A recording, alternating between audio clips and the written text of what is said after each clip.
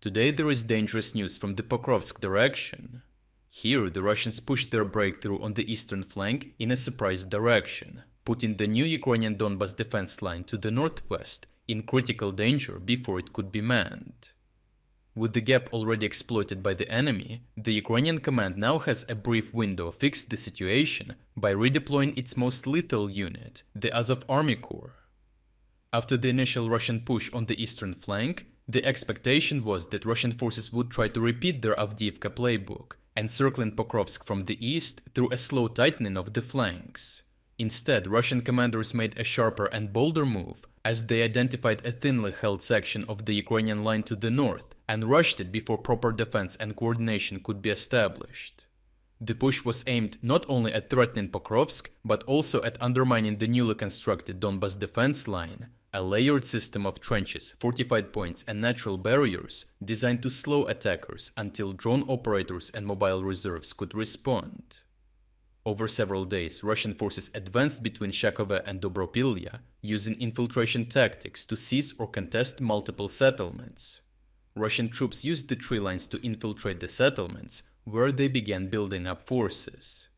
They pushed into several of them, making gains and breaking through at almost 13 kilometers deep in around 3 to 4 days. Alarmingly, they then pressed forward and bypassed the newly built heavy fortifications with ease while they were unmanned, threatening to turn these strong points against Ukrainian defenders. Now they are attempting to entrench near Novovodyane, pressing toward the Dobropilya-Kramatorsk highway. This advance was in part made possible by a breakdown in Ukrainian coordination.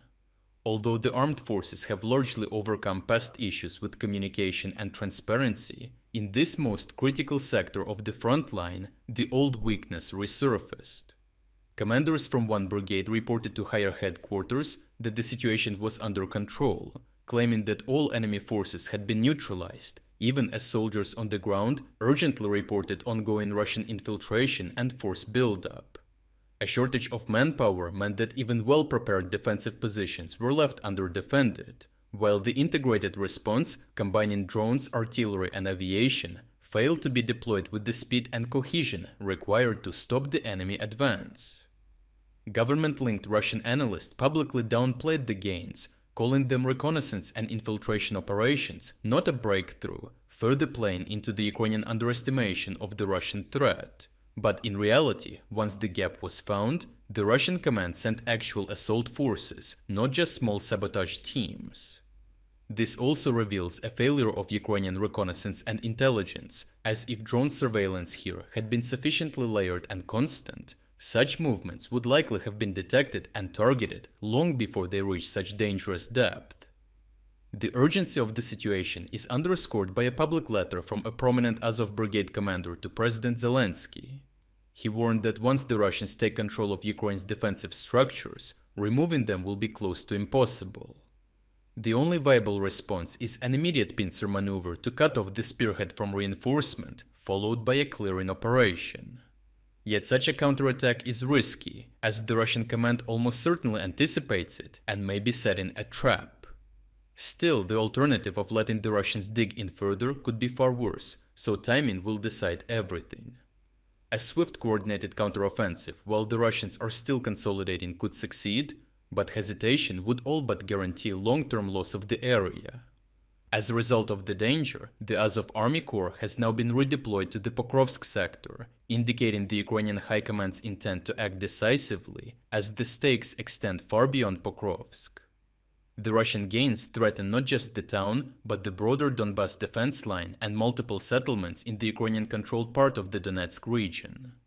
If unhindered, this penetration could unravel months of fortification work and open the way for deeper Russian advances. The timing is also politically charged, as the breakthrough comes just days before the announced Putin-Trump meeting in Alaska, adding haste to Ukraine's need to stabilize the front. Overall, by moving one of the most experienced and feared formations into the sector of Pokrovsk, Ukraine recognizes both the danger and the need to correct earlier mistakes and failures. The coming days will be decisive, as if Ukrainian forces can seal off and destroy the Russian spearhead, they will not only save Pokrovsk, but also preserve the integrity of the Donbas defense system.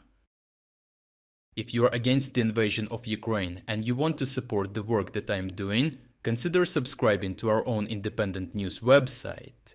Here you can find our exclusive strategic insights, comprehensive overviews of all fronts, and regular tactical analysis videos. By subscribing, you will not only show your support for this channel, but also help and defend independent journalism. The link to our website is in the description. Thank you for watching this report, and I appreciate everyone who stepped up to join us.